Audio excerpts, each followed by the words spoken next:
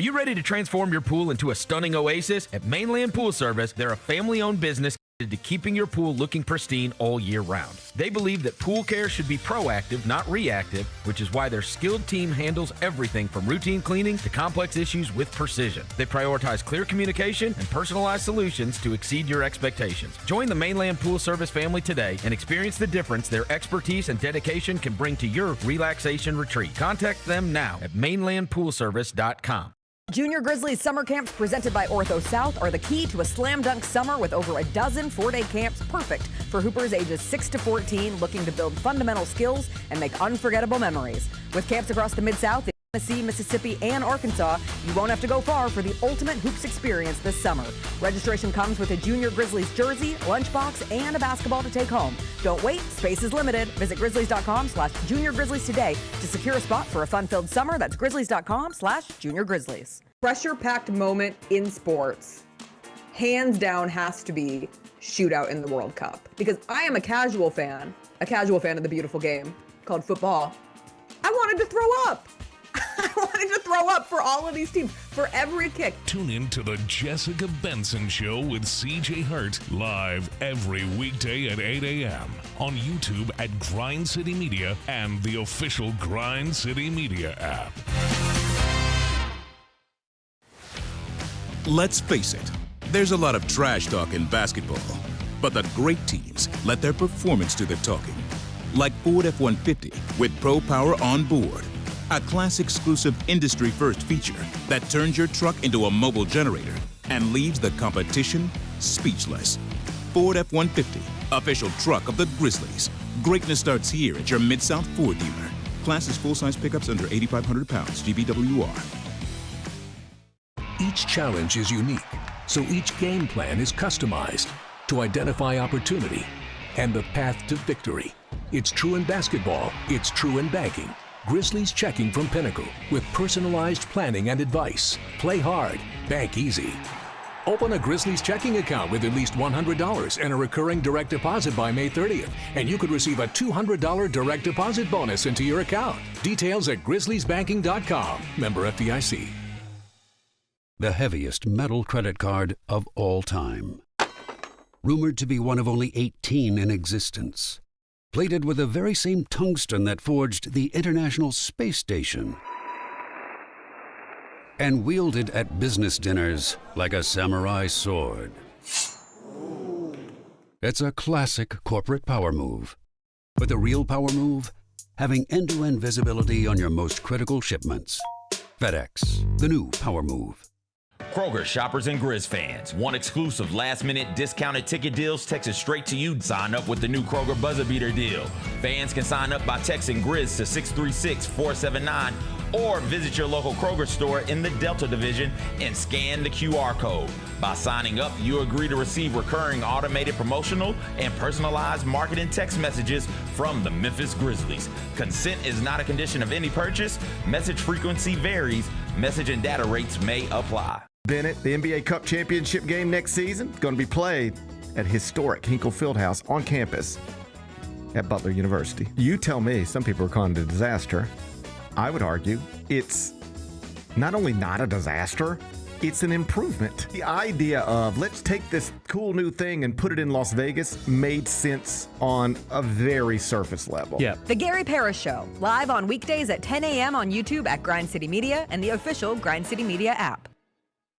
The Grizzlies are on their way to a new era, and now's the perfect time to buy in and secure your seat to witness history. With the 2026-27 half-season tickets, you can see the future take shape in real time. With a talented draft class joining our young core and starting this season, half-season ticket holders can own the moments with all new MVP benefits, including inside access to exclusive events, perks that match your passion, and rewards that take your fan experience to the next level. More information, visit grizzlies.com/tickets or just call 901-888-HOOP or grizzlies.com/tickets. Sonic Radio. Welcome back to Sonic RNDIO. That spells radio with me, the CIO. This just in, the new Sonic $1.99 menu lets you build a crave-worthy meal for just $1.99 an item, whether that's a creamy shake, crispy tots, or a quarter-pound double cheeseburger. This just out. Ostriches. They're mean, not very cute, and in my opinion, way too big for a bird. Don't miss the Sonic Fun 99 menu. 5 items, always $1.99. Live free, eat Sonic. Tax not included. See menu for details.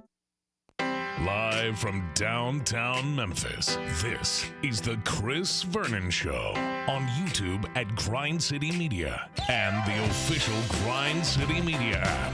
Now, here's your host, Chris Vernon.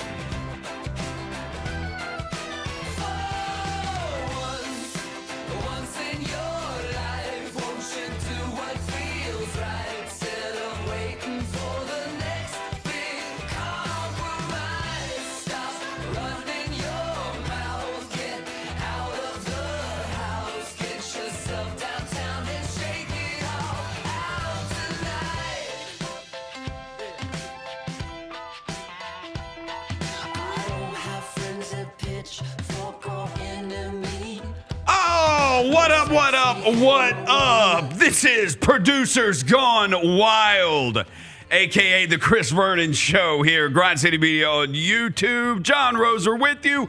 It's the Thursday, July 23rd, 2026 edition of the show. Coming up on the show, Jessica Benson. She has not been on here in a long time. Well, I mean, she was on this morning, but she hasn't been in the studio at this hour on the Chris Vernon Show, a.k.a. Producers Gone Wild. She has not been on in a while, but she is going to join us because there is some college football stuff going on this week. SEC Media Days in Tampa, Florida. Oh, how the times have changed. She's going to be giving us 5 things from SEC Media Days. We're going to look at some NBA over-under win totals. We did this on Grizbeat yesterday, and I don't know. Some of them kind of popped to me. So we'll talk about those. The Kansas City Chiefs released renderings of their new stadium, which they get more and more expensive. John Harbaugh gave a horrible speech. The Red Sox winning streak got snapped. The Vols. Ooh, the fans are happy. Turn it up, CJ.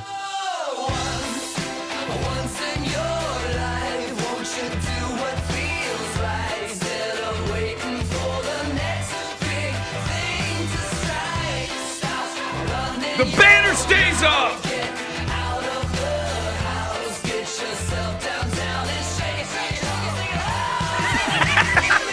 What is that banner? That's our 2026 Summer League Final Four banner. Pretty good. Good. It stays up. It stays up. All right. What is up, everybody? Again, it is Thursday, July 23rd, 2026. This is the last day you got to deal with me right here for now. Chris will be back tomorrow, and I'll be on the other side of the glass. So it's myself, it's CJ Hurt, it's Bennett Doyle. CJ, you got Bennett Doyle's music right there, don't you? Yeah! Bennett Doyle! Bennett Doyle! Bennett Doyle! Bennett Doyle! Thank you. Yeah, Thank what's you for up, that. man? Everything's good. Wow, that hurt. All right, everything's you pass good. out? I'm very curious as to what you're going to lead with today. This is kind of This is kind of choose your own adventure week here at GCM. It definitely is. I don't know if you've noticed that. Yeah, it is. It's that time of the year, folks. Like, it's like, what do you want to do here? That was crazy if there's a gif of me doing that, by the way. CJ Hurt is here.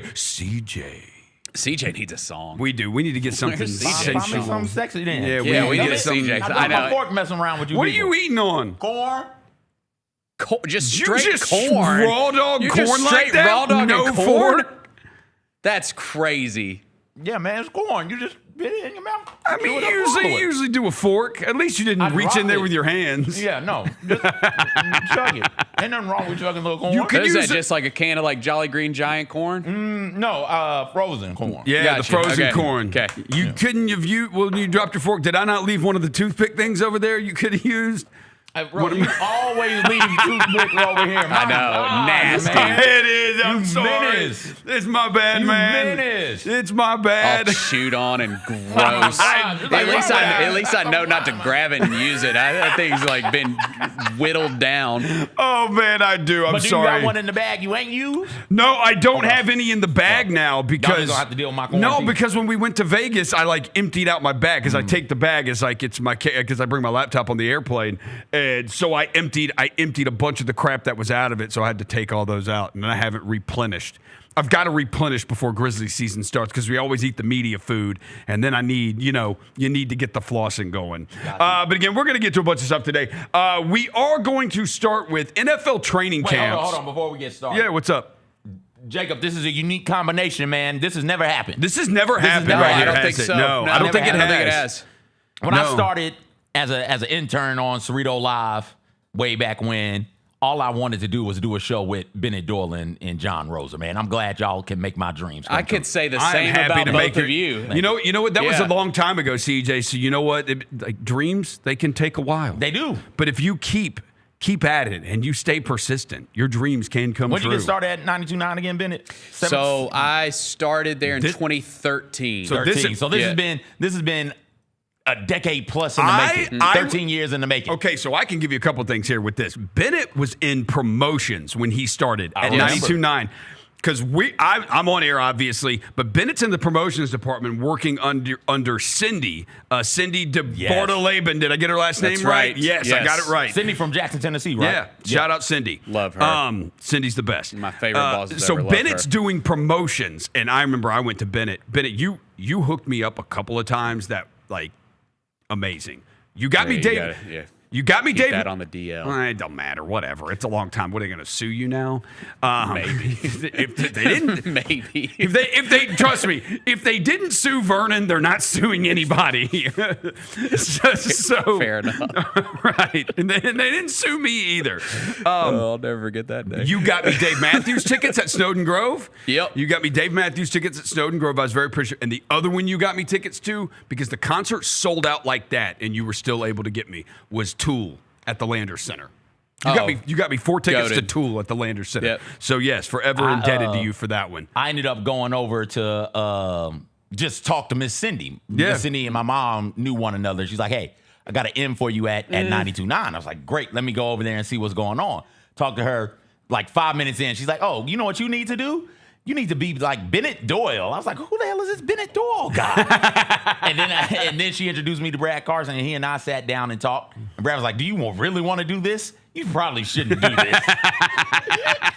And he's like, you know what? If you're going to do it, I need you to be like Bennett Doyle. I was like, what? I gotta meet this damn Bennett Doyle. Bad advice. Be like Bennett Doyle. And then Rough advice. Ben Hogan ended up over there. Shout out to Yeah. Hogan. Shout out Ben Shout Hogan. out. man. Ben was like, I saw Ben on the 4th of July. Oh, nice. I saw Ben on the 4th of July, or the day before the 4th of July. Talked to Ben, and Ben was like, "Yeah, you know what? I'm gonna do a fantasy football podcast. Great. Who you gonna do it with?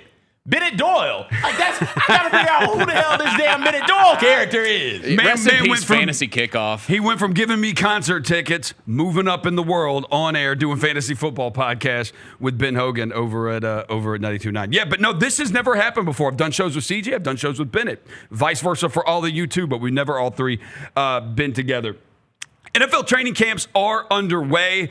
Well, some of them are. Rookies have all reported. Some teams' players have reported. By the 28th, which is in 5 days, all teams will have reported. Full rosters will have reported. And so what do you get when you do NFL training camp? You start to see things, some of the Hard Knocks stuff. I don't even know. Who is doing Hard Knocks this year? It's Seahawks. Seattle, Is it two? Not Is it watching that Seahawks shit. and Patriots? Is it 2 Super Bowl teams? I bet Or is it one of just them's in season because they do the in season one Patriots too. might be in season. Okay. The Patriots might be in season, but that would make sense. They both play in the Super Bowl. They also play, I think, opening night. I think that is the opening night game. It's Patriots Seahawks in Seattle. I think that is opening night game. All right. Well, I'm not going to be watching any of that now if it's the Seahawks. But you start to get coaches' clips out. And this is actually perfect with Seattle being there because their former coach, or their coach, Mike McDonald, was the defensive coordinator for the Baltimore Ravens under John Harbaugh, who is now the new head coach for the New York Giants. And John Harbaugh got up there in front of his team yesterday. The Giants posted this. This is his first chance talking to this new squad. And here is what John Harbaugh said. Welcome, man. Good to see everybody here. You excited? Yes, sir. Yeah, A little nervous? Nope. Huh? A little nervous? I'm a little nervous, man. I'm nervous. Excited nervous, you know? Nervous like before a game almost, man. It's like, get this thing kick off. I'm standing up here in front of the New York Giants. The New York Giants. It's the New York Giants sitting in this room. The New York Giants. Who's sitting in front of them? Wow. It's an The honor. New York Giants. It's an honor Who are they? to stand in front of this room right now. G-Man. And I know those coaches back there feel the same way, right, coaches? It's an honor, man. We've been working, haven't we? We've been working early and we were late getting ready for today. 4-13 last year. Today.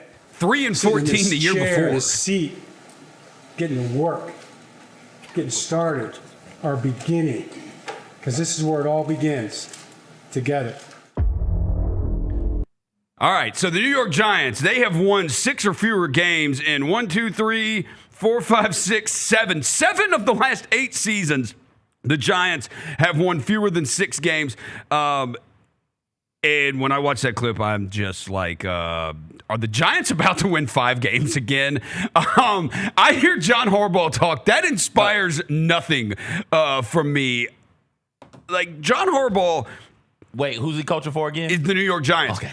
180 and 113 as Ravens head coach, winning the 2012 Super Bowl. He got let go by the Ravens in the offseason.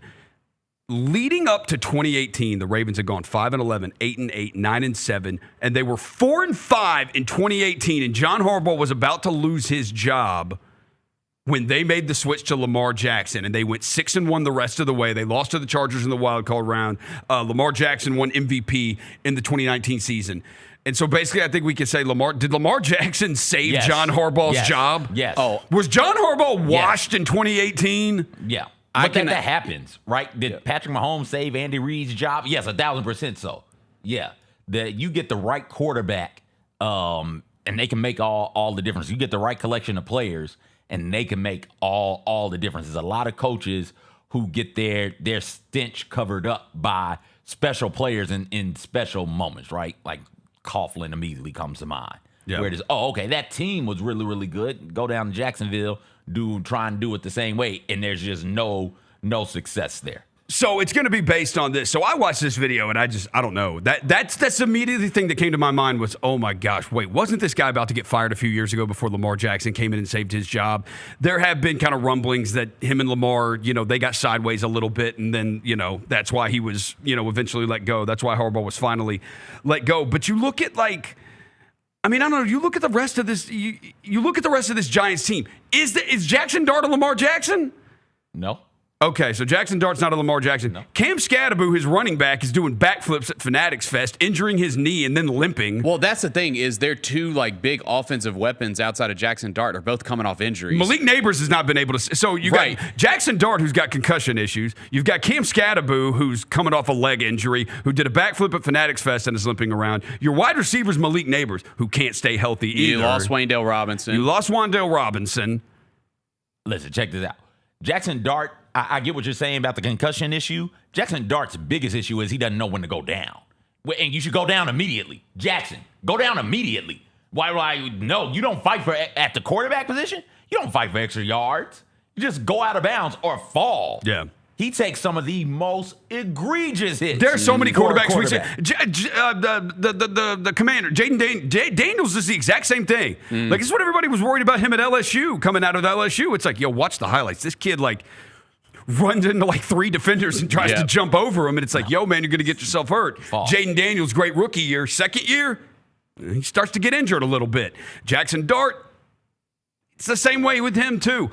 But I just think of it with John Harbaugh, I don't know. I think when John Harbaugh got hired by the Giants, everybody thought, oh, this is a great hire. Because you just think John Harbaugh, he's a Harbaugh. The Harbaughs are great.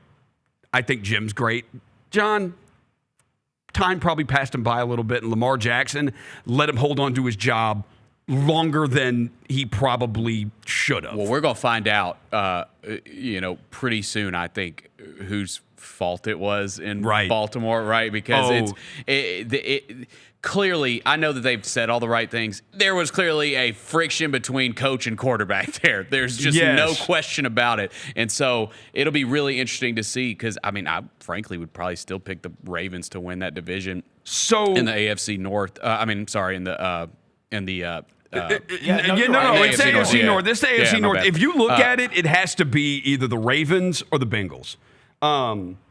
No love for the Steelers? No. Aaron Rodgers is 100 years Aaron old. Aaron Rodgers is 57 years old. The Browns are terrible, too. They traded their best player. I will say, you said we're about to find out, who because the Ravens have a new head coach now. Lamar Jackson's coming off the hamstring injury. Dude, Lamar Jackson was ranked as the 69th best player in the NFL 100. That is so damn disrespectful. Like, he was injured last year. It's not like he's not good. Right. Like, when Lamar Jackson's healthy, Lamar Jackson's one of the 5 best quarterbacks in the NFL. You know who else hasn't been named so far? I'm just looking at this list so far. They haven't gotten they're about to do where are they on? They're about to put out 50 through 41.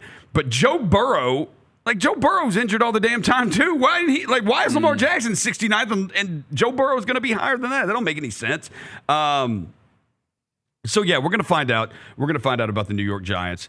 We're going to find out about John Harbaugh. We're going to find out about the Baltimore Ravens. The Giants over/under is 7.5 wins. 7.5 wins. They're in a division with the Commanders, the Eagles, and the Dallas Cowboys. I think the Cowboys are going to be better this year. The Eagles, I don't know. I kind of feel bad for Jalen Hurts. Jalen Hurts has had a different offensive coordinator like every year he's played since I don't know, when did he come into college? Like 2018 or 2019 or 2017? Like Jalen Hurts has seriously had a different offensive so I feel bad for him. And they traded A.J. Brown.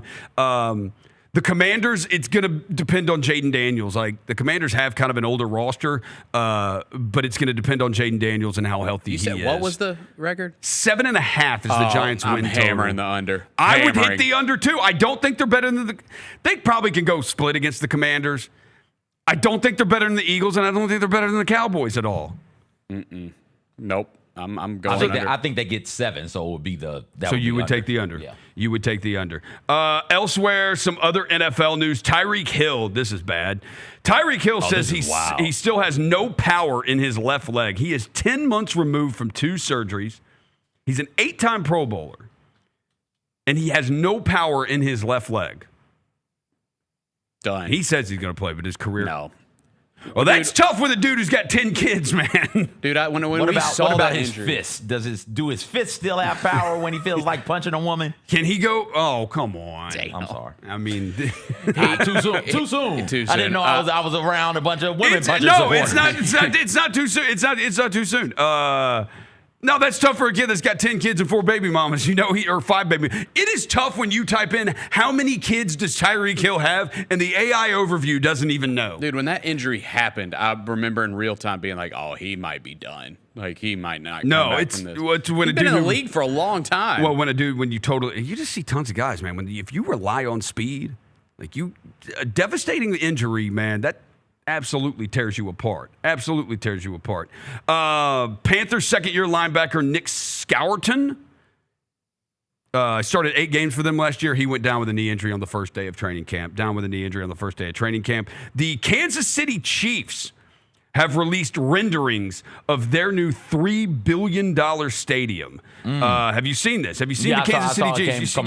You see these renderings of the Kansas City Chiefs' new $3 billion stadium. It makes it the 3rd most expensive stadium in the United States. SoFi Stadium costs over $5 billion.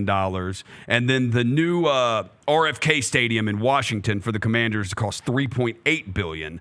And then followed by the new Chiefs Stadium. And they kind of did an homage on the ceiling to Arrowhead Stadium. The Cleveland Browns, they're going to get a new stadium in 2029. It's going to cost $2.4 billion. But you see the cost of these stadiums. In 2040, whatever new stadiums get built, you're going to be able to take a piss and a dump from your seat.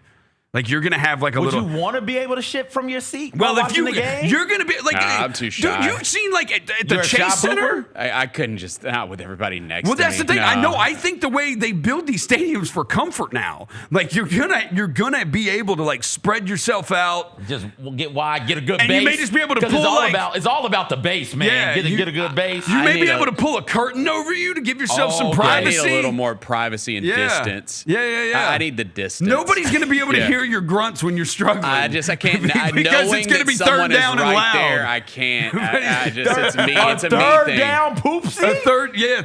Third down for what?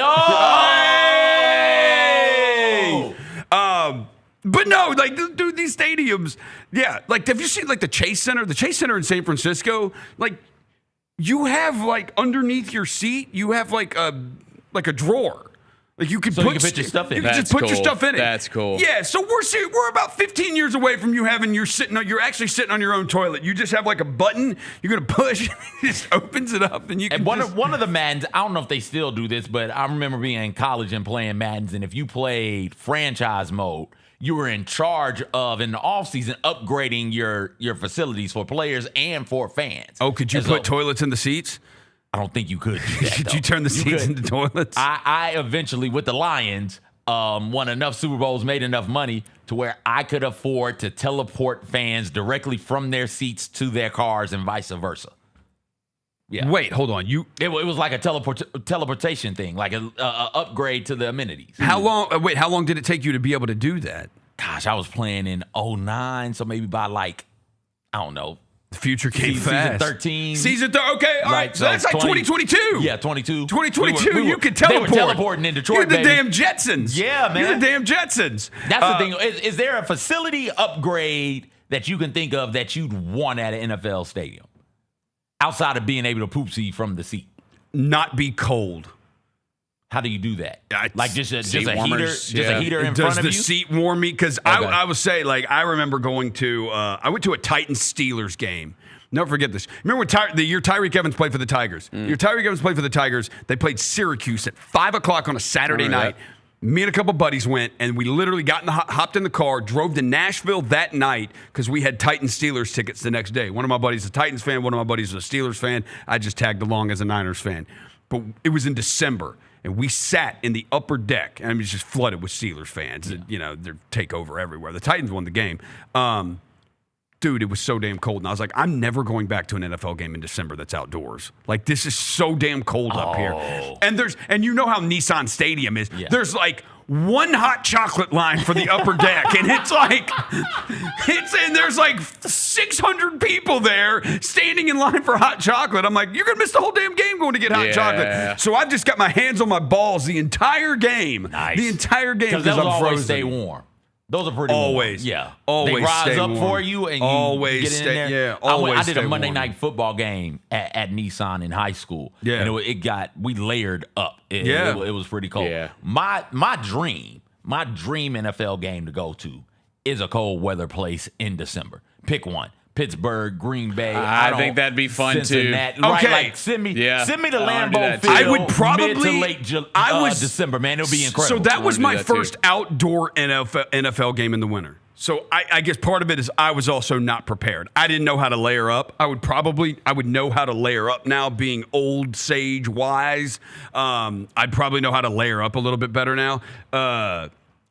So I think I do better in that respect now. Like if you put me at an outdoor game, I would know like, hey, I'm going to be at Invesco at Mile High in December. Might want to wear about 5 layers worth of clothes. Might want to wear about 5 layers worth of clothes. You know what? Boxers and jeans and a long sleeve shirt and a hoodie, that's not going to cut it here. You're going to be freezing if you do that. So I think I'd be better equipped for it. One of the things we did yesterday on Grisbeat, we did NBA over-under win totals. Grisbeat every Wednesday at 2 o'clock, except not next Wednesday or the Wednesday after that. We're taking off the next couple of Wednesdays, and we'll be back in August. But I've gotten to host it a couple of times, and yesterday was one of those days. And we did Mike Wallace did his power poll on season total NBA win totals over unders. And do we have that? Do we have that list?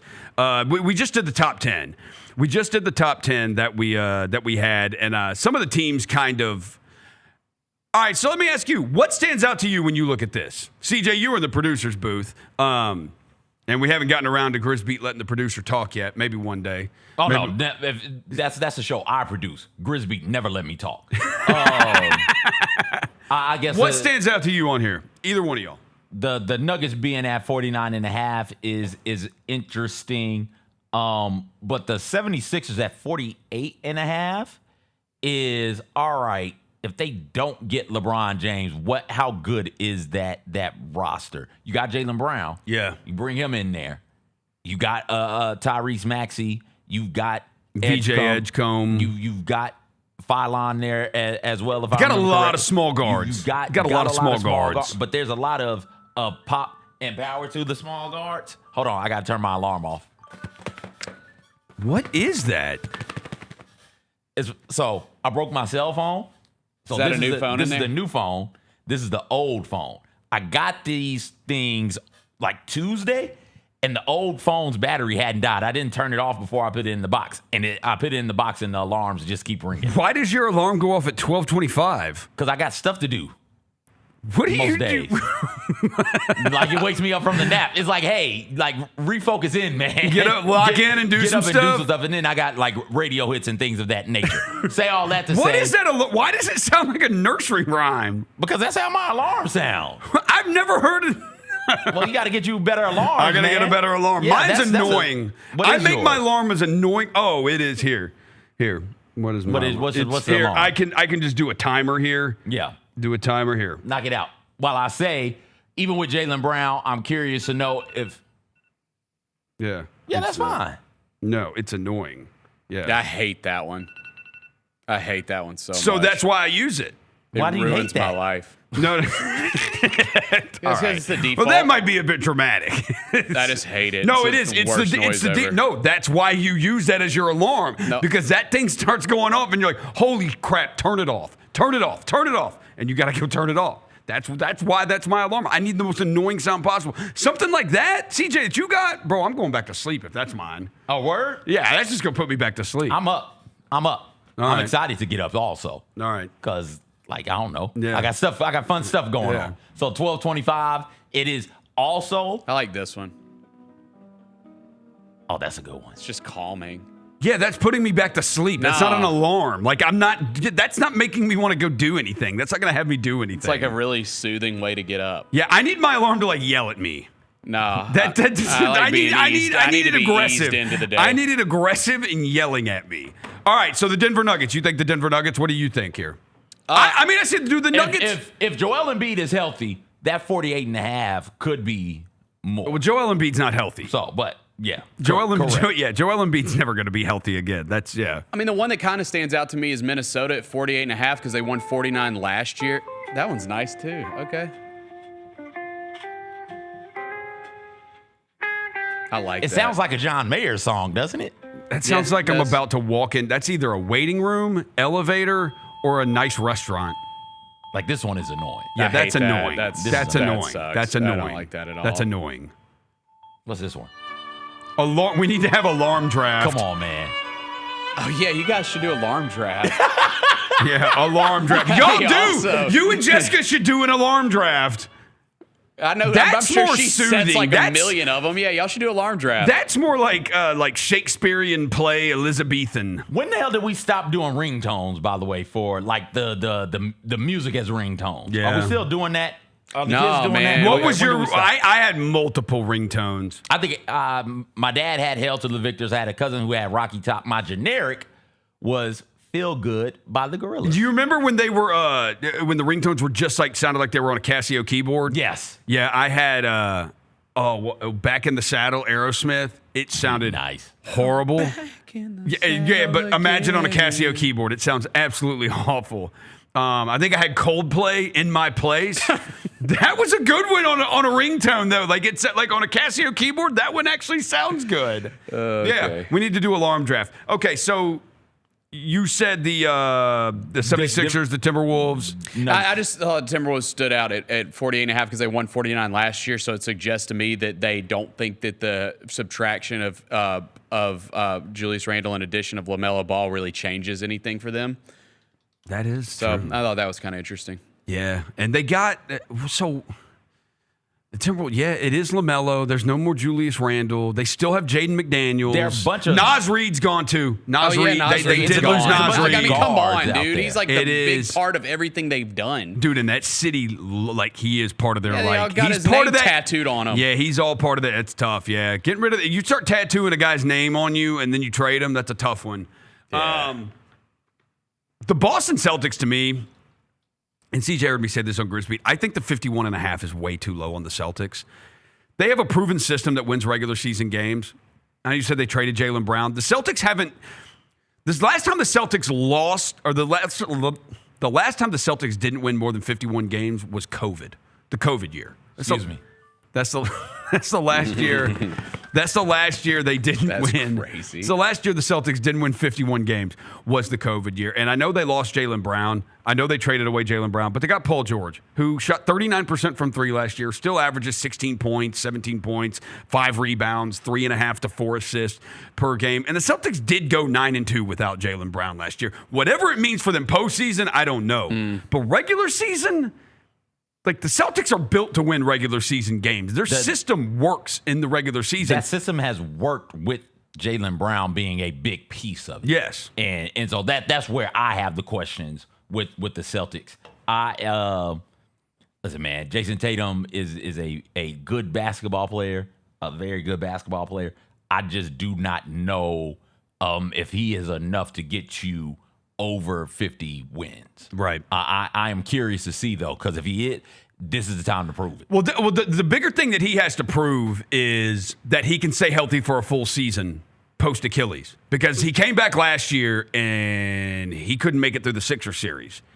He couldn't make it through that series. He ended up He missed 6 and 7. Didn't he miss both? 6-7. He missed both Game 6 and Game 7 because he couldn't make it through that thing.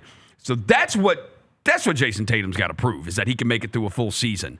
Like Jaylen Brown missed 11 games last year. The Celtics went 9-2 in those games. What if Jaylen Brown had missed 30 games, 40 games?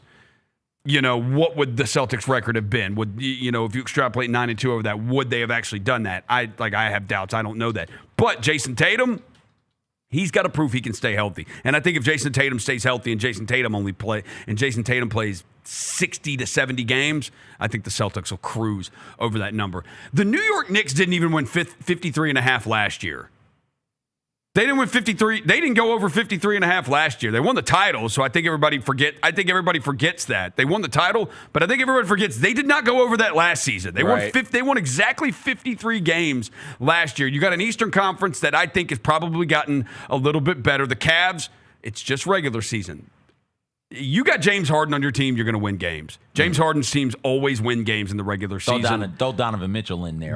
Mitchell in there too, but they got Harden midway through the year. Yeah. They're going to have a full season of that, assuming they don't make any other changes. Orlando, they got a new coach. We'll see on them. I think the Rockets are interesting there too at number 10 because they're 47.5. They won 52 last year and got that 5th seed.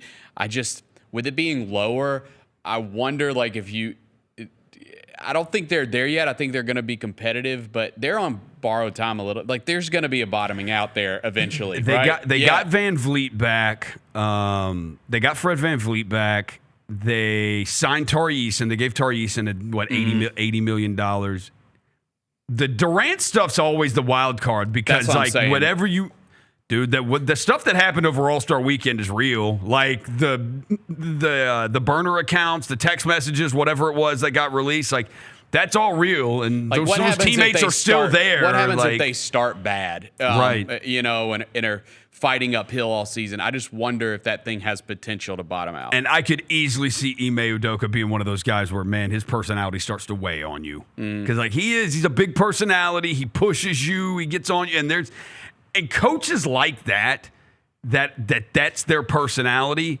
Whether it has been Jeff Van Gundy's been one of those guys. The Lionel Hollins was one of those guys. They're more those old school guys. We still get onto you. We yell at you. We're gonna have a 3-hour practice. That kind of thing. That has a lifespan on it for how long that can last. Other ones in there, the Pistons are interesting just because Jalen Duren still isn't signed. Are there going to be hard feelings there? I think the Spurs will soar over that. I think the Spurs will be the best team in the league next year, regular season. Motivated. Yeah, motivated. Right. Yeah. It's motivated. Want to prove a point. It's motivated. Yeah. It's motivated. You guys can't see absolutely. Us. Yeah, they beat the crap out of everybody last year, and they're going to come back. They're still young and hungry enough. They're going to come back with a vengeance again.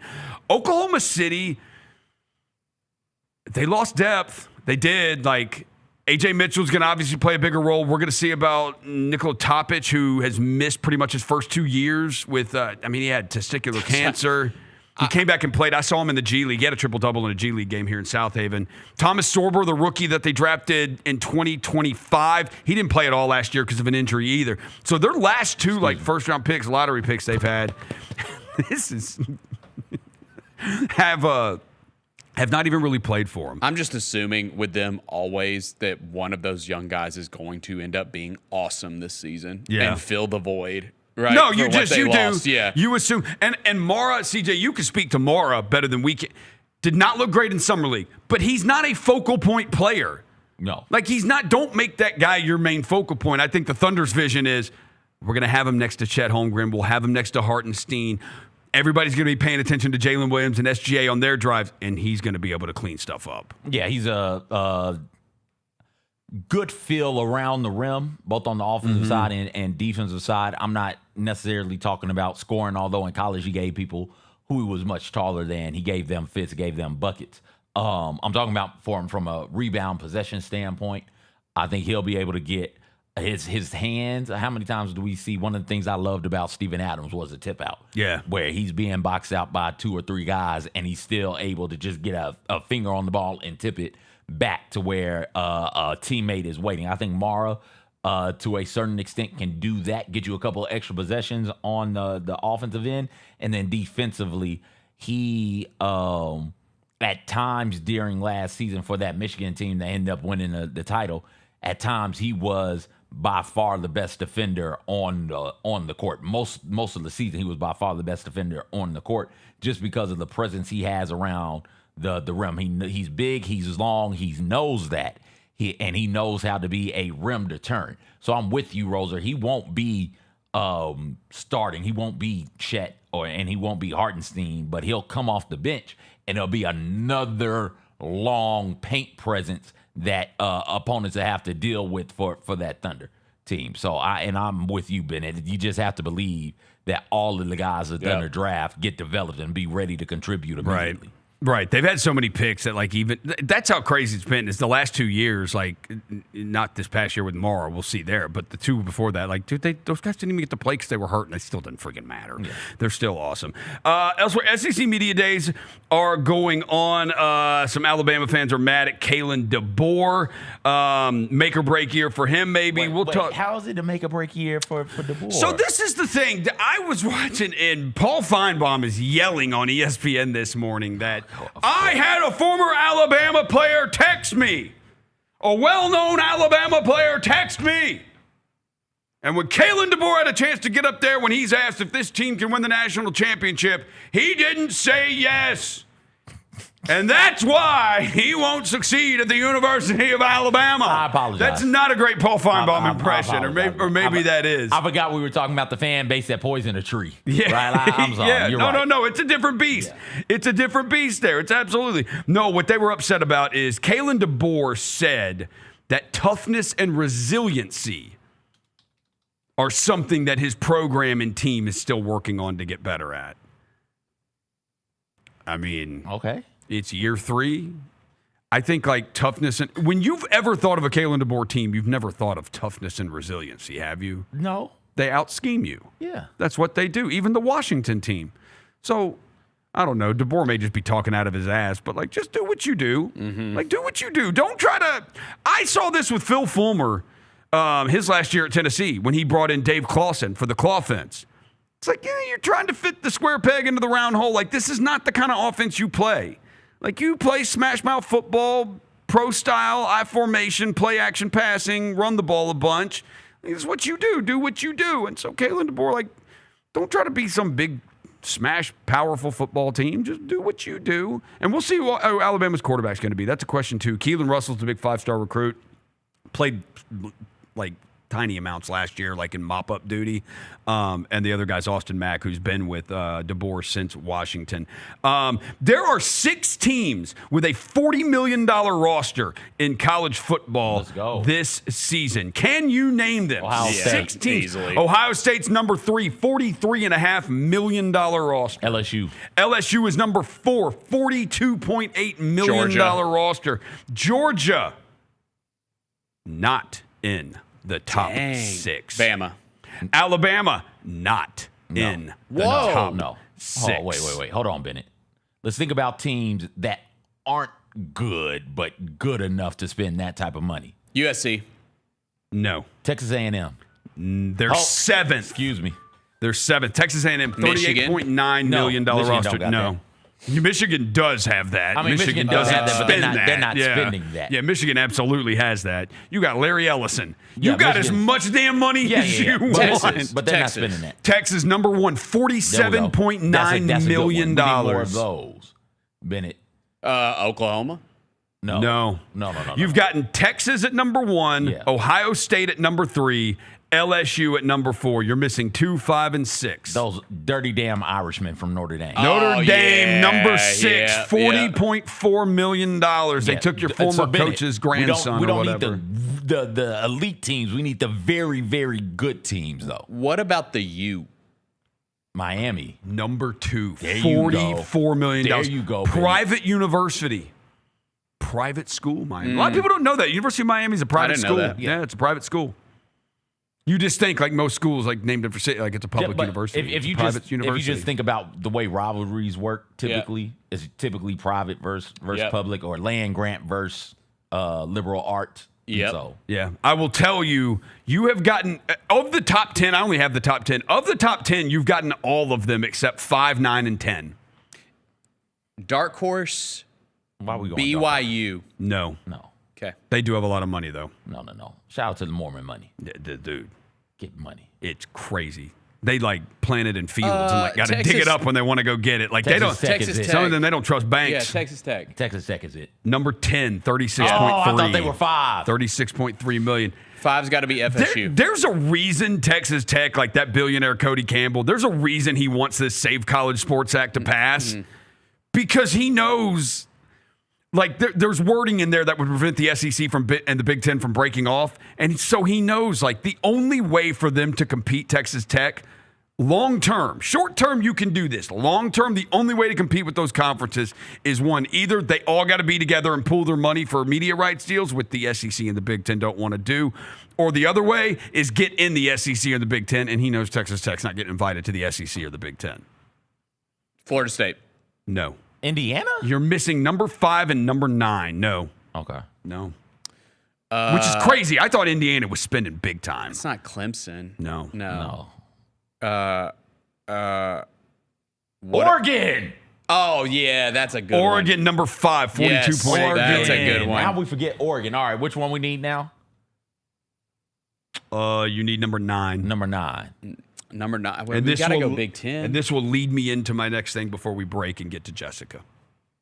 Is it Ole Miss? No. Okay. Is it? I mean, there's no way. This school is happy today. They're happy. They got a big-time player on the way. Oh, Tennessee got the running back. They out-recruited Ohio State for the running back. Tennessee, $36.7 million.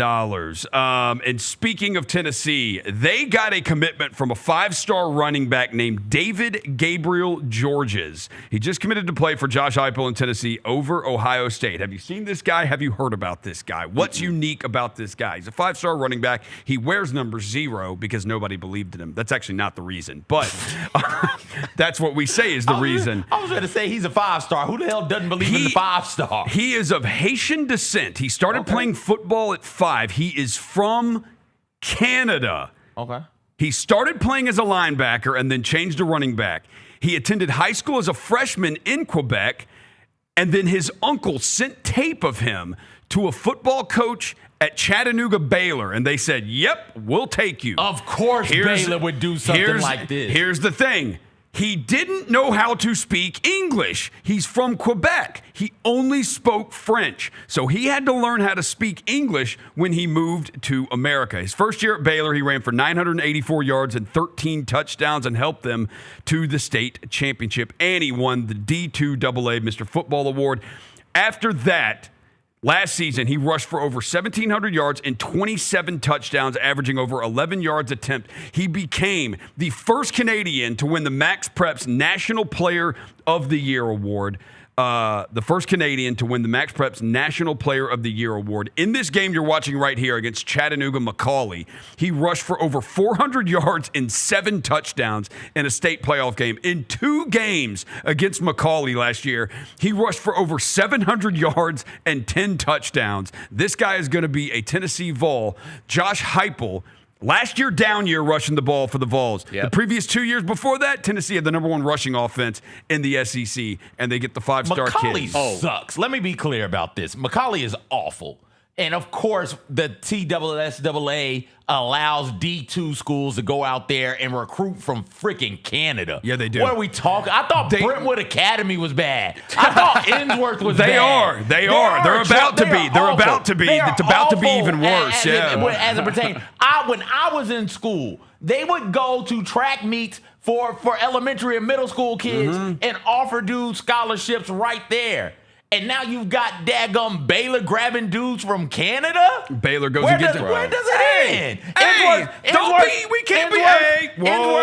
Innsworth ended up getting a bus. Who was it? Ramsey? I think Jaylon Ramsey. Jaylen Ramsey went to Brentwood. He went to Brentwood. Okay. Jaylen Ramsey went to Brentwood. Somebody went to Innsworth. They had Brentwood had Jaylen Ramsey and Derek Barnett on the same team. I think Ramsey might have finished at Innsworth. Either way it goes, somebody at Innsworth lived in Murfreesboro, and parents like, yeah, we'd love to send them here, but we kind of can't like do the commute thing because we work in Murfreesboro. They're like, okay, we'll have somebody pick them up. The Tito's, they said, no, you guys can't. Whatever you do for one, you got to do for everybody. They said, okay, cool. They made a bus. They bought a school bus, Bennett, that went to Murfreesboro to pick everybody up. And it was only one damn kid. You ain't got to tell me. When I played rugby in high school, we played Brentwood in Nashville. Like they're going to summer camp or something. Dude, some dude picked me up and body slammed me. He looked like he was 30 years old. I damn near wanted to quit and go home. You're like, I'm done with this. I'm not playing this shit anymore. BS. I ain't doing this crap anymore. Private schools were bad. But the Tennessee Vols now got themselves a 5-star recruit for Josh Heupel's offense, David Gabriel Georges. All right, we're going to talk more about the SEC. I'm going to ask Bennett and Jessica. We're going to do a little movie question too. Oh, it's just one question. A questionnaire? It's one question, but I think I heard it on a podcast. Okay. And I was like, you know what? I never thought of that. Never really thought that could be a question because you're initially going to think of like, oh, this has to be the answer, but I'm going to ask you two about it. Okay. This is Producers Gone Wild. Jon Roser, Bennett, and CJ will be back after this. Dude's name was Corn Elder. I remember Corn Elder. I remember that He played name basketball too. Sit a bus up there to Murfreesboro. I remember Corn Elder. What are they All doing right, up there? break. We'll be back. Grizzlies fans know it's the team that gives you the edge. Big River Steel does too. And much like the Grizzlies have recruited legendary talent, we want you to be part of our team. Are you ready to be part of something legendary? Then visit www.bigriversteel.com. That's www.bigriversteel.com.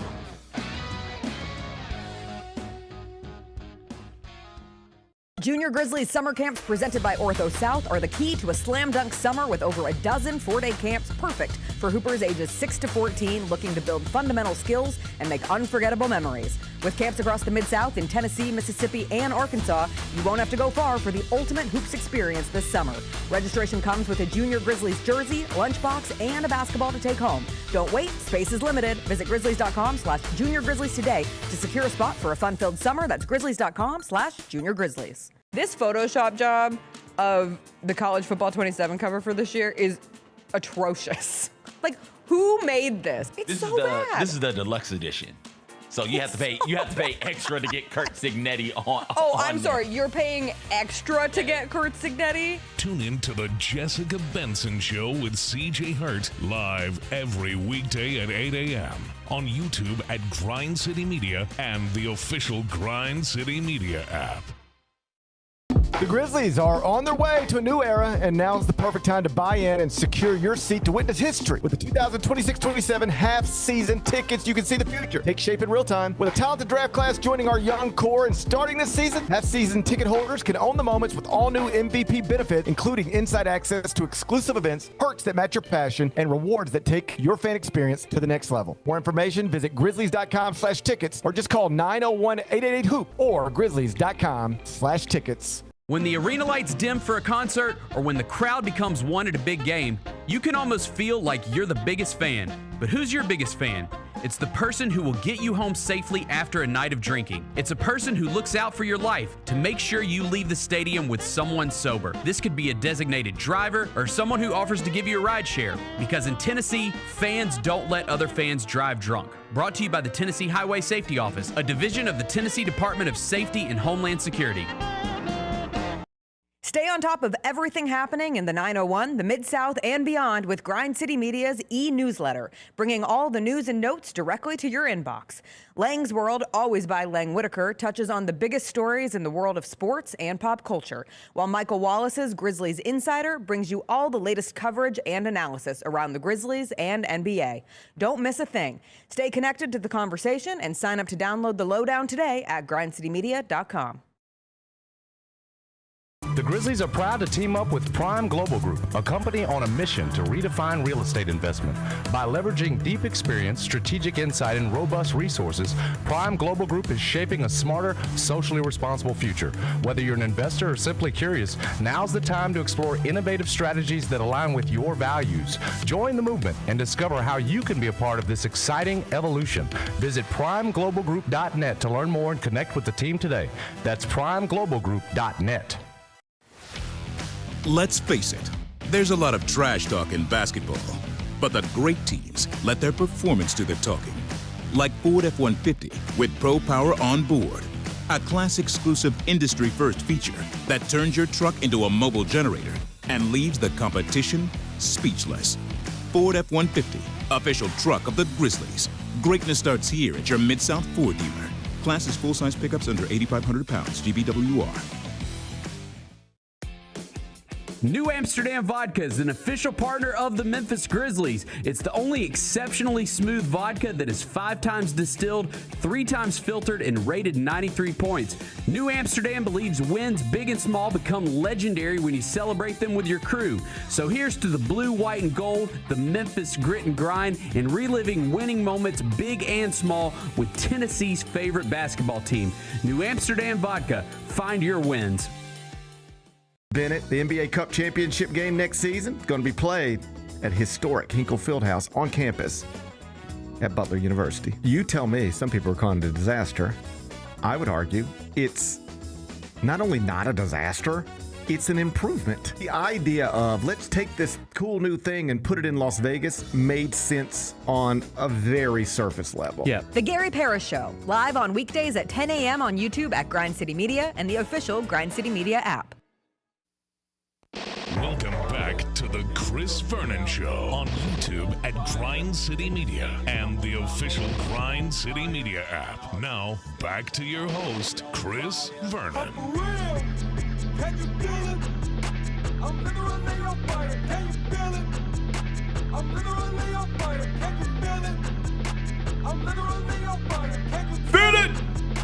I'm literally on fire. Can you feel it? The Memphis Grizzlies are looking for energetic and dedicated talent of all ages to join our live entertainment teams for the next season. Audition for the Grizz Girls, Grannies, and Grandpas, Blue Bunch, and more. Lock in your audition spot today at grizzlies.com/audition. If you could try out for any Grizzlies live entertainment group, which would it be? Grizz Girls. Grizz Girls.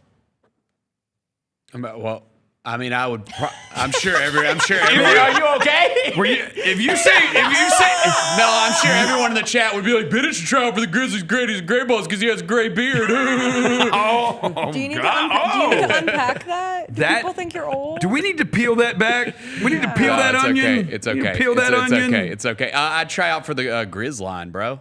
Play the drums. Of course.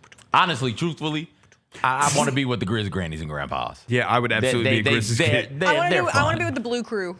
I want to be with the kid dancers. You look like one. Thank you. All right, well, that's creepy. Because they do cool dances. You know what? The Jessica Epstein over here. Yeah, I was just about to say the person who chooses to be with the Blue Bunch, that's a little creepy. The Blue Bunch. Awesome. So that's the thing. I have seen the evolution of the Blue Bunch over the years. Like, when they first started, Bennett, you'll remember this. The Blue Bunch, how long have you been doing the radio? A long time. Yeah, it's been a long time. Okay. Yeah. The Blue Bunch used to be like 5 and 6 year olds, and they're literally like the Blue Bunch, like 5 to 7 year olds, and they're literally like a Blue Bunch. They're not really coordinated with their dance moves, but it's cute, and everybody's like, yeah, go you. And now they're like they're like Honey. They're like the Jessica Alba movie. They could go like on they're like America's pro Got dancers. Talent, Yeah, they and absolutely they could do America's Got The Talent. real reason, I just want to dance. I just want to go back to my dancing roots. But at this point in my life, I don't want to put on a Grizz Girl costume and like the bunch gets to just wear the sweats and the sneaks and the nice little like pullovers. They need to sell Grizz Girl costumes though, because I know people who want some of those tops and some of those leggings. Let's talk about something else. Yeah, see, that's why I would be a granny and grandpa, because I see the grandpas, they could just wear sweatpants and a t-shirt, and I'm cool. And they don't really move either. Yeah, they just make no. faces. They move. There's one guy, There's a couple of them, but there's that one older white guy who's just like. They all move. I will not take And I'm like, I want to be be that guy. I want to be that guy. They seem like it's fun. I got the most respect for the Claw Crew though, like especially like last season, that second half of the season. Oh, like, man. you got to get up there and be like, on your feet, and everyone's just like, we're down 30. I don't know which one my man. Everybody make some noise. I did one Memphis Hustle game as like a glorified BLJ, and like all credit to BLJ and that group for also doing the hype stuff and just yelling into the abyss of everybody make some noise and hearing like, whoa.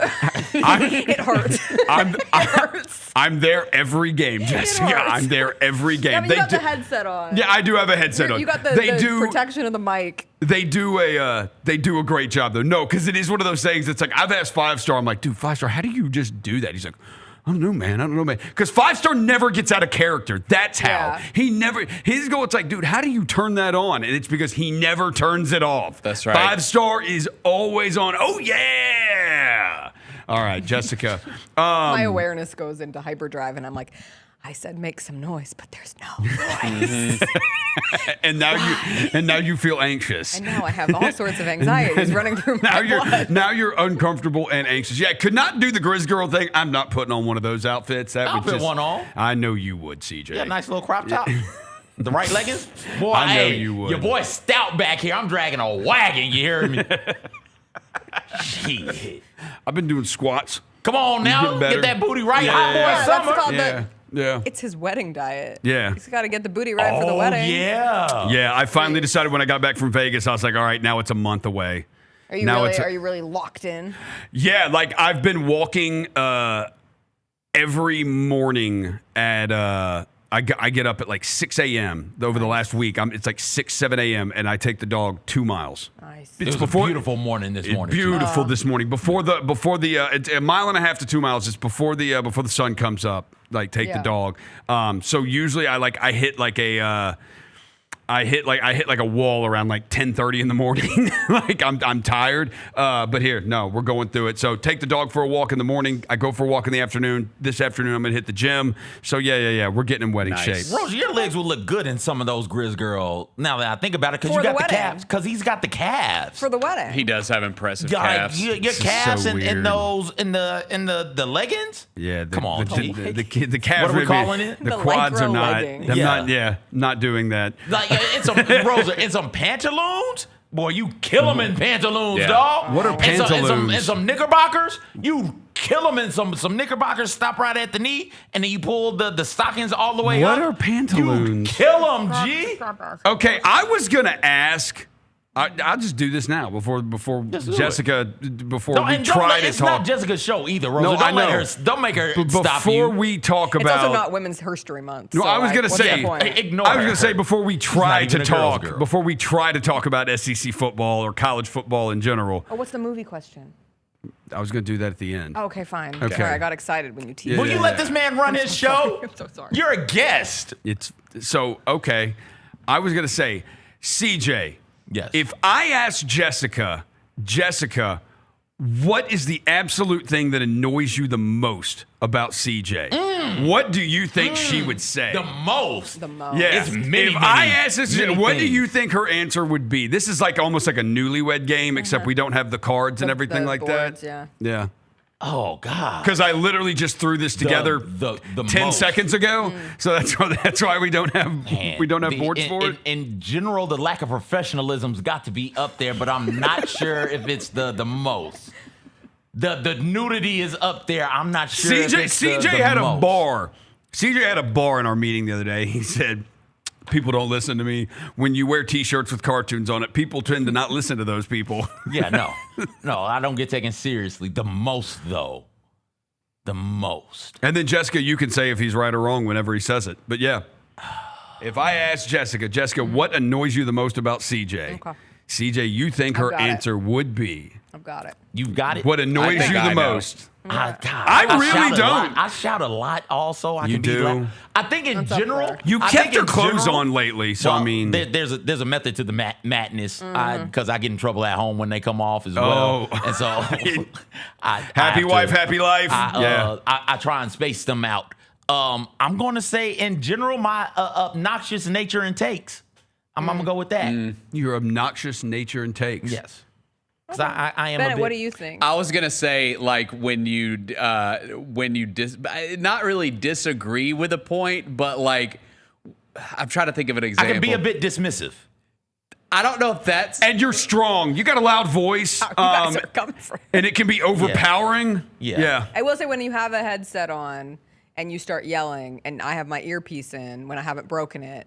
And the sound of you yelling into a microphone that then goes into an earpiece, like I think I have structural damage. As the other ear is just free balling the other yelling. ear can hear it out of here, and then this. I was gonna say like when JB makes a point that she thinks you're going to like, of course you're gonna like agree with that and be on board with the discussion, and you throw her for like a curveball, and like I disagree with that. I can see it in real time. I can see it happening in real time. But you know what? Yeah, that's my favorite thing to do. Exactly. Because some people think it's a bit, but the contrarianism lives within CJ. So it's not contrarian for a bit. He believes it. Like when he says the Odyssey is he means it. He means it. He's not just saying it to CJ, put it out there. me and you.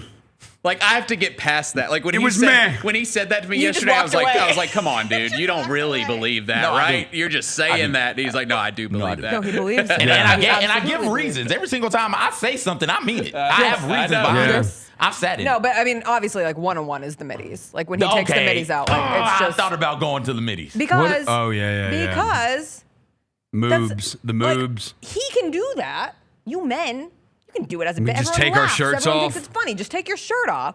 I'd be blackballed for the rest of my life. Do it right now and let's see what No, happens. I would never want to get in this town. Or any town. So yes, when you just get, and it's so early in the morning. Like it's not like I'm asking for it. My God, it's just there.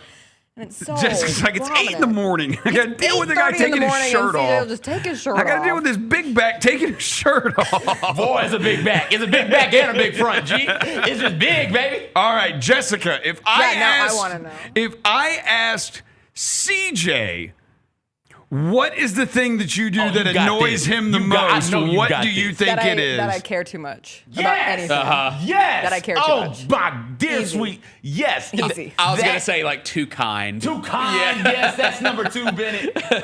That's good also. Too empathetic. Too always trying to look at every side to a empathetic. situation. All of that. Yes. Hey, Jacob, I'm dropping something in the Rise and Grind. Cares. Slack. If Kind. you can grab that for me, I'd You're gonna make appreciate a great mom one day, Jess. Oh, I can't wait.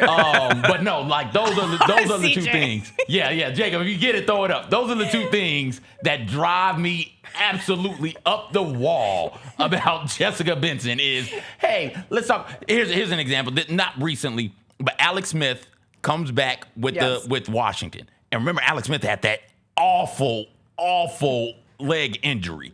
And he comes back with Washington, and Jessica's like, man, that's so much fun. Isn't that a good story, CJ Bennett, to your point? Like, no, that's terrible. He didn't look like he could move. Somebody's going to kill this man. Like, why would you think that? Well, Jessica, why the hell would you not think that? Jacob, whenever you get it, just throw it up on the screen, man, because it's some good stuff. No, I think the best recent example is when I made all of the DR Congo people mad because I didn't know the backstory of. Oh, here's the there. That's it.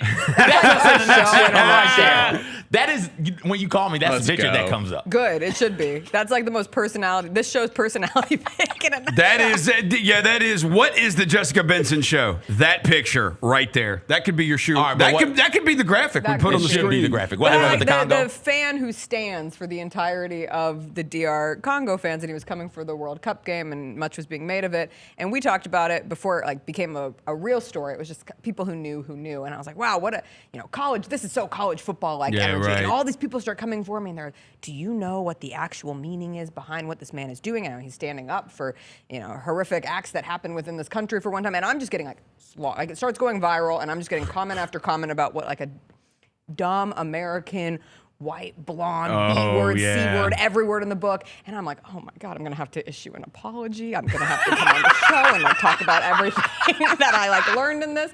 And I come in the next, like, I think it happened on a Friday, and I come in on a Monday, and I like casually bring up, I really dove into what this means. And she's just like, why would you do that? People don't matter. Yeah, you don't know how mad I was in that moment.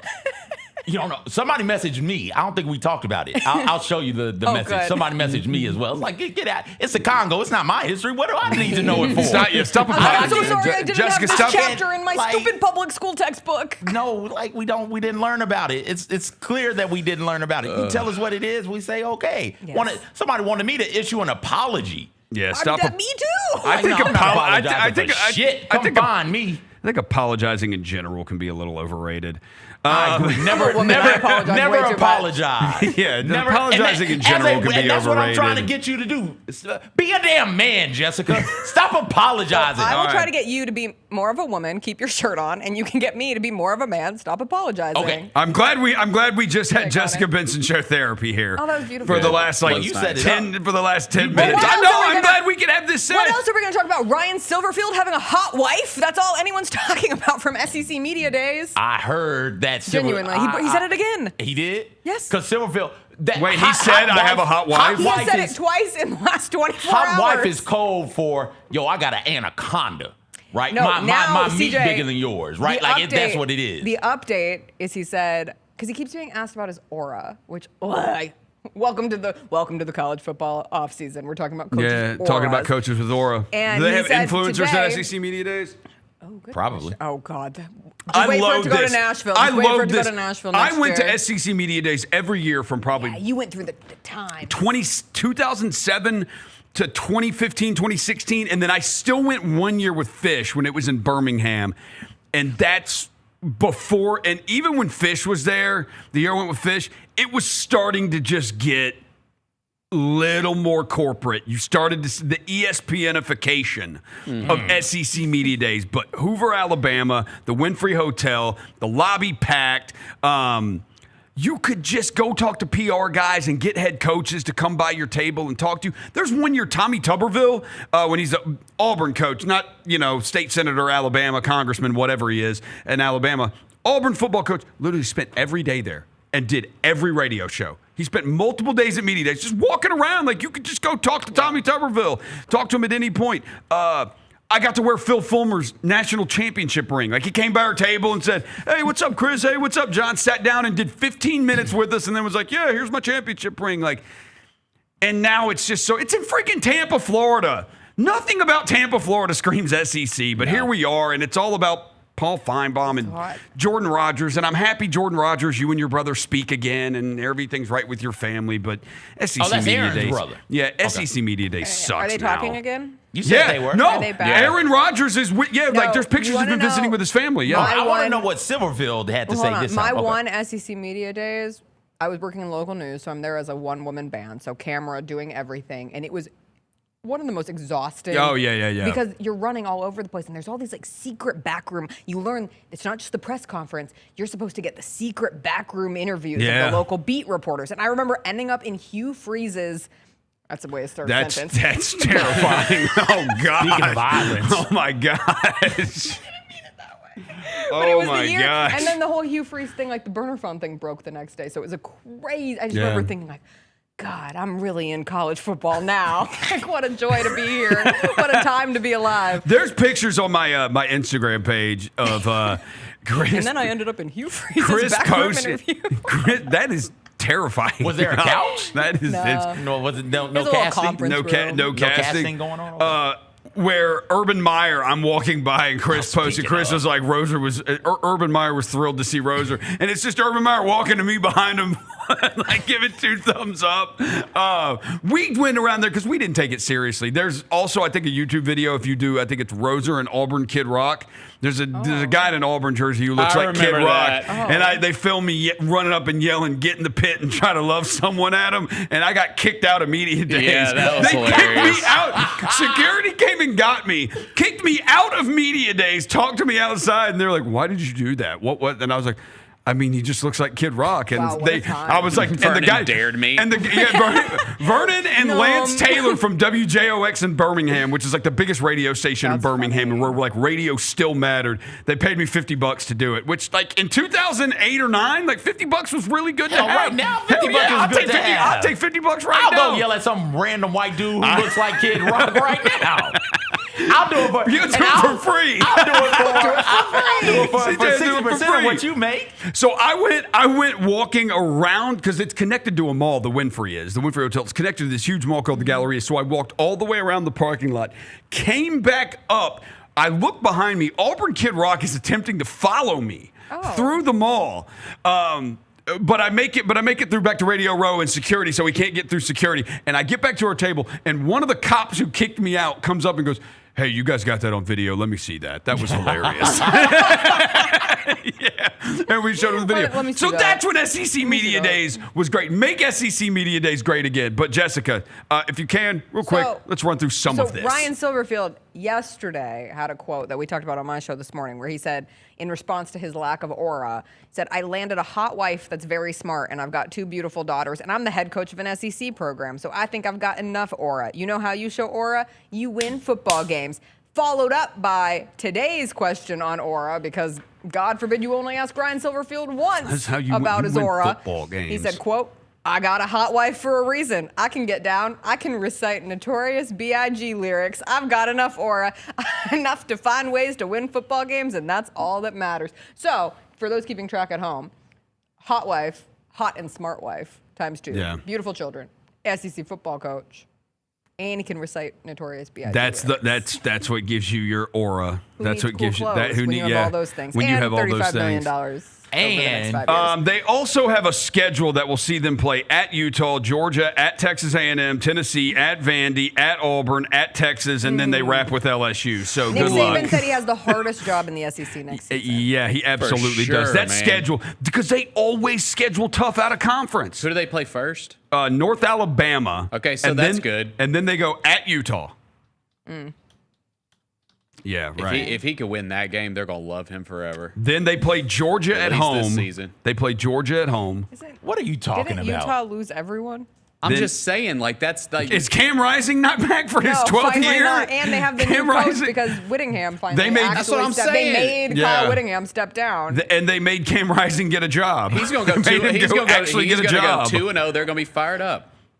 They're gonna be like, we're so called Okay. hogs. Then they're baby. going to come home and play Georgia. I love this And time. then they're gonna be done. Then they're gonna say- Georgia's gonna put that ass whooping Then they on play Tulsa, and then they get into their conference schedule at A&M, I would Tennessee. say Tulsa's a gimme, but it never was here Yeah. during Ryan Silverfield's them. Too time. soon. Damn. Too soon, Jessica. Yeah. Sorry. That is too soon. But he has At A&M, But he has a hot Tennessee, at a he'll always, monster, hey, monster third leg. that's like Jaron saying. Let's That's pick- like Jaron saying, at least we're not homeless. Where Ryan the- Silverfield's like, at least I got a hot wife. Where are the Different SEC vibes. wins? Where are the SEC wins for Arkansas next year? So could they beat Tennessee at home? No. Could they beat Vanderbilt on the road? Yes. Can they Yeah. beat Missouri at home? No. Maybe. Can they win at Auburn? Yes. Can they win at home against South Carolina? Yes. Yes. Okay, so North Alabama, Tulsa. Did you say yes to Vandy?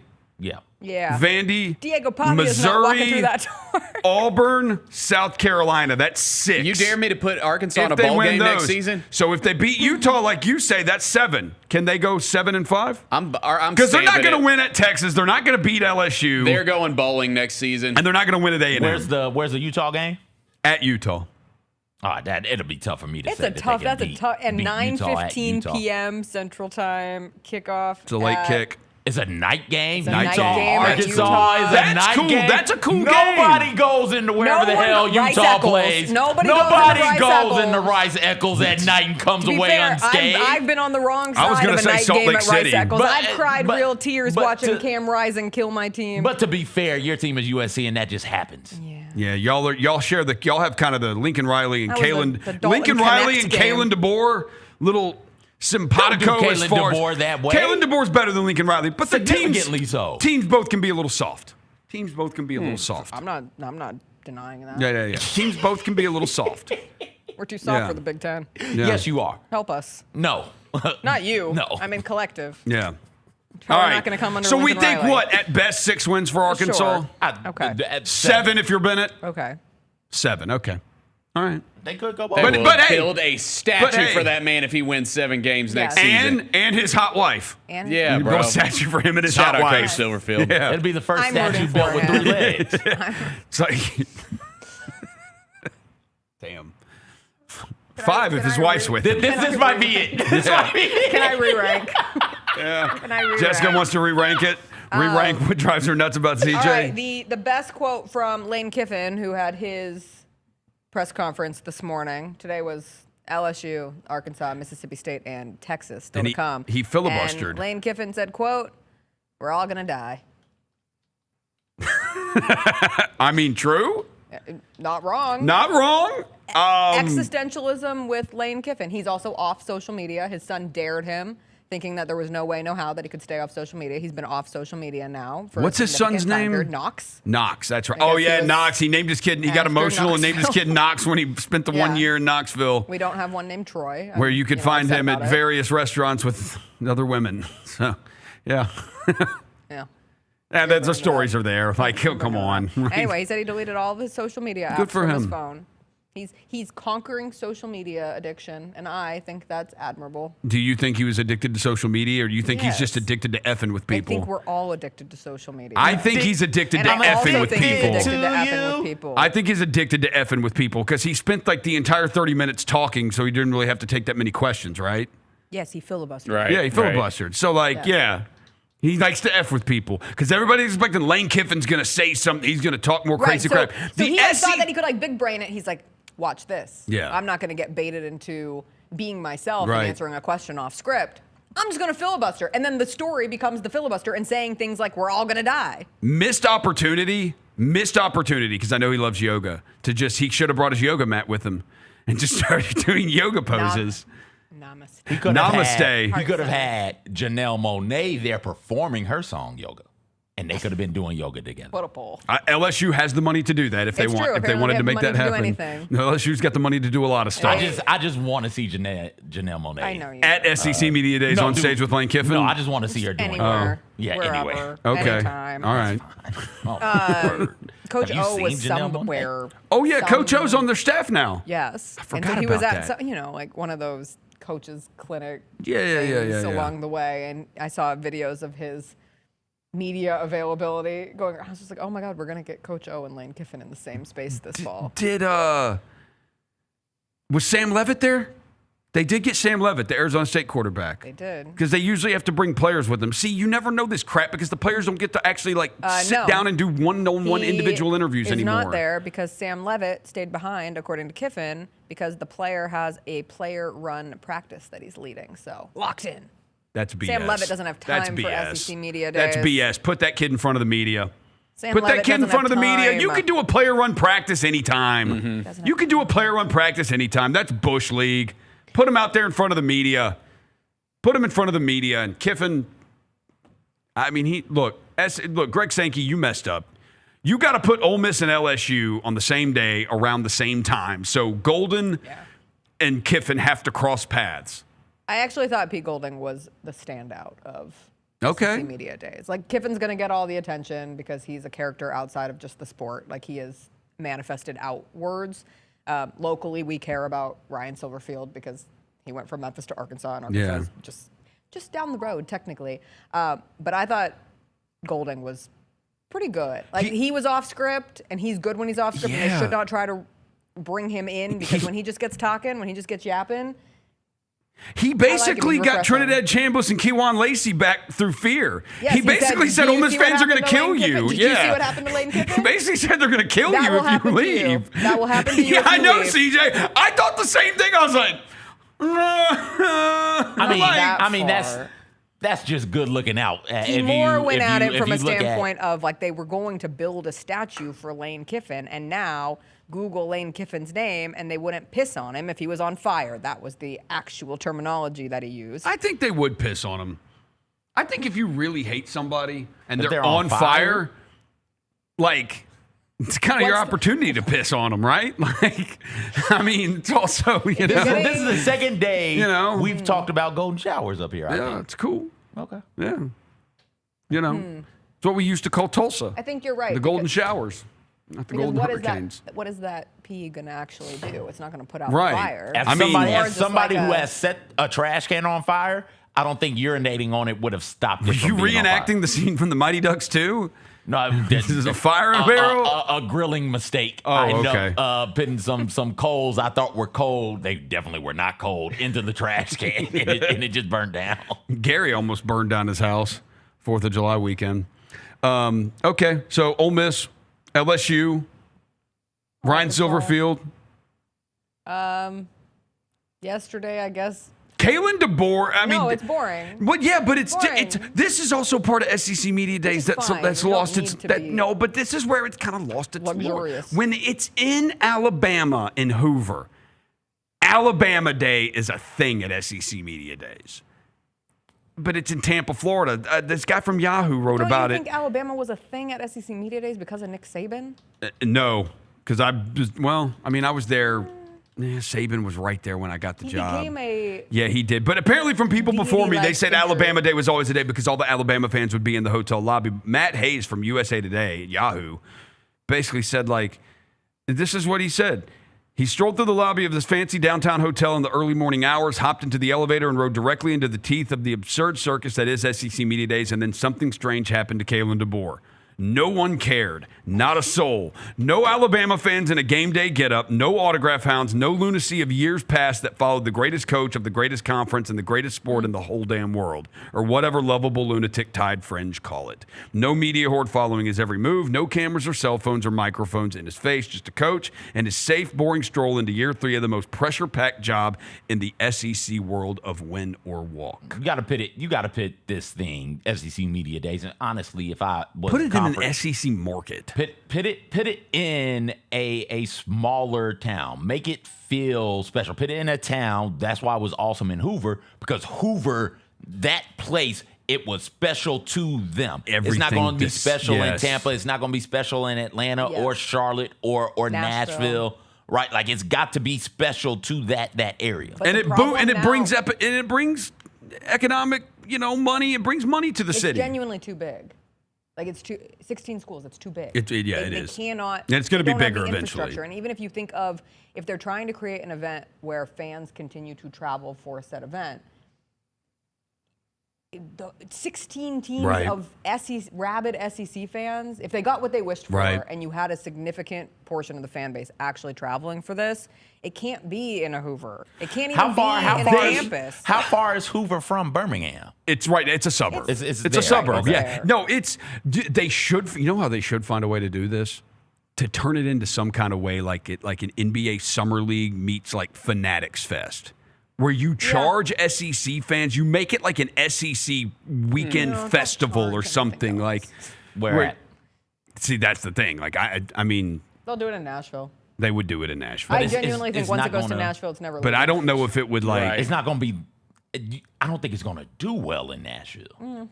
But it's got to be, and you have to make it like interactive enough that fans would want to come to it. Like you got to have like fans, give fans a chance. Like have Sam Levitt there or the LSU, whoever Trinidad Chambliss there, and have like an opportunity for a fan to like throw footballs with Trinidad Chambliss, or Kewan Lacey does like a little mini camp for kids. Like, and you can do that because you can pay players, and you can pay players to do that. You could make SEC Media Day so much better than just me watching television and seeing Stephen A. Smith yell at Paul Feinbaum and Jordan Rodgers and then yell back at him, which is all it's become. The ESPNification of SEC Media Day sucks. It's as simple as, instead of doing a press conference, have it be a comfy chair. Like, take them out of a podium, put them on a stage the way Fanatics fight, where it feels more casual. And it feels more like a conversational setting, as opposed to Lane getting up there and filibustering because he's going to be asked questions. And like, the media is going to hate that, especially the local media. The beat reporters are going to hate that. So I don't want to take away the opportunity to ask important questions. But if you do treat it like a fan-forward festival, which probably is the way of the future. It can be part of it, though. It can absolutely, like, hey, you do the media scrum, and then we're going to get you into it's Comic-Con in San Diego today, I do believe. I think it started today. And then you break off and you do various panels. So, hey, here's this panel for this school. Here's this panel for that school. And then you allow fans, to your point, to get in there and enjoy. The fans don't need to ask questions. God knows I don't need Bubba from Durnsville asking questions. But I still want the players and coaches doing like show interviews. Like, do interviews with various radio stations or podcasts. Like you have them do that, and then you do have influencers there. Have freaking social media influencers there that they do fun stuff with players. And look, Greg Sankey was saying you can charge people money for all this stuff. You can charge, which means you make more money, and God knows that's all y'all care about is making more damn money. So. Anyways, look, SEC Media Day's brainstorming ideas. So Alabama. John Summerall, I thought, was fine.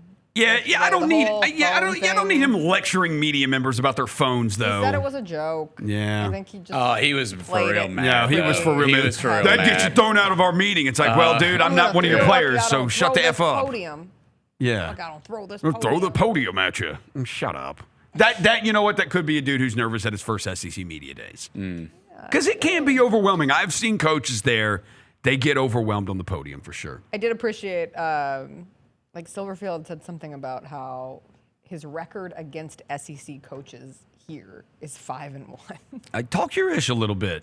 I was like, not wrong. Like, you're in Arkansas. This may, honestly, the rest of this, once you start playing, could be downhill. So now's your time to talk your ish. Like, just go ahead and do it now, because you may not get another chance. The opposite of winning the talking season is losing the talking season. So you might as well take the wins where you can get them on your way to. You don't want to lose the press conferences, lose the talking season and the games. Like, you don't want to lose both of them. So talk your ish now about your hot wife and your 5-1 record against SEC schools. When are we doing GCM Media Day? I got some things I want to get off my chest at Media Day. I want to talk my shit. Like your shirt. Oh, immediately. You think I'm wearing a shirt to that? CJ's media available. I'm going to come in 100% slacks and a tie, no shirt. Forget filibustering. I'm just filling all the questions. Man. Bennett, are you watching a movie? No, I saw someone say that. I was just like looking at Someone things in the chat on. said, haven't heard from Bennett in a while. I was doing show research. Let's say we did a GCM media day like availability for all of the GCM people. Yes. Who do you think gets asked the most questions or has the most? Vernon gets asked the wildest question. Gary gets asked the most questions. Yeah. I was going to say, I think Devin gets asked more questions than you think. He's more young. Than Vernon or Gary? Well, it just depends. Like, who's the people asking questions? If they're young, I think Devin's going to be the one that gets asked the questions. Devin doesn't have the same following as those, does he? That's true. Well, no, that's why it depends who's asking the questions. Okay. Yeah. Who shows up to the GCM Media Days? Yeah. Kip. David. Antoine. Demarius. Demarius. Wubbs. Cheeks. Brody. Yeah. Who's in our chat? I hope Daryl comes. That's the only one I want to talk to. Oh my gosh, I'd love to talk to I haven't seen Daryl. Daryl in a minute. I hope TMZ comes. Reveal yourself. I love TMZ. I know comes some with a people hate TMZ TMZ in the chat. I love TMZ. TMZ is hilarious. TMZ is hilarious. All right. Here was my question for y'all. I heard this on the Bill Simmons podcast, so I'm just straight stealing it from him. And I was like, you know what? When he kind of laid it out, I was like, it actually is kind of an argument. Matt Damon or Leonardo DiCaprio? Because I will say, I thought The Odyssey as a whole movie it's long, drawn out. It's a big movie. It's going to get nominated for Best Picture, but like it's fine. It doesn't rank top 3 Nolan movies for me. So like I don't think it's as good as Inception. I don't think it's as good as The Dark Knight. I don't think it's as good as The Prestige. Now I haven't seen Tenet. I haven't seen Memento. I haven't seen some of his other movies. But I just didn't think First Rip It was better than those. But I did think it was better than Dunkirk. I hated Dunkirk. I hated Dunkirk. But I did think Matt Damon was awesome in the movie. The clear answer is Matt Damon.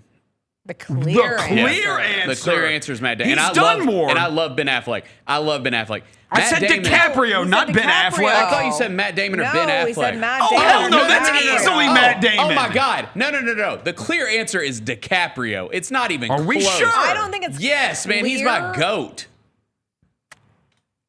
Matt Damon might be more versatile. Matt Damon has 15 movies ranked 85% or higher on the tomato meter. Like when you lay out Matt Damon's filmography and lay it all out there, it's like, whoa. And he's versatile. He also can produce and direct. He's versatile, and he had a franchise behind him. The Bourne movies. Leo's never done a franchise. Leo's never done which you could say, for Leo's standpoint, is a testament to how picky and choosy he is with his roles, and he's never felt the need. What is the highlight of Leo's? If you just said, I got to watch one DiCaprio movie. The Beach. Wolf of Wall Street. Django Unchained. Actually, he's great in the that. correct answer is Titanic, but no one wants to have that conversation. I'll have that conversation. Titanic is. I think Titanic is one of the greatest movies ever made. Titanic is an amazing. It's so good. We just went to the Titanic Museum. Titanic wasn't even the best movie that year. Titanic is an amazing movie. Wasn't it the same year as Jurassic Park? No, Jurassic Park was before Titanic. I think Titanic was 97 and Jurassic Park was 93, 94. Yeah, let me see. 1997 Best Picture. No, that was 97. 97 movies. Maybe it was the 70th Academy. Yeah, it's the 70th Academy is when Titanic won. As Good as It Gets, The Full Monty, Good Will Hunting, Matt Damon. Also a great movie. And L.A. Confidential, also a great movie. Good Will Hunting is a great movie. So DiCaprio, Hang on, I got to find my... I will say that he is in Django, like, terrifying. DiCaprio is. Yes. Because he is like, there's those scenes where he's like, he is super sweet and seems like this so kind guy. And then it just turns to pure evil in like seconds. Matt Damon, though, I think might be more versatile than DiCaprio. Because Matt Damon stars in a movie and Matt Damon plays small roles. Matt Damon can give you a 5-minute role. Matt Damon can give you 15 to 30 minute supporting cast role. Matt Damon can give you, I am the featured actor in a major motion picture. Like whether it's The Martian, whether it's this, The Odyssey. Whereas DiCaprio, it feels like he only plays big roles. He has shifted into that. But even like, man, I know it wasn't considered his best.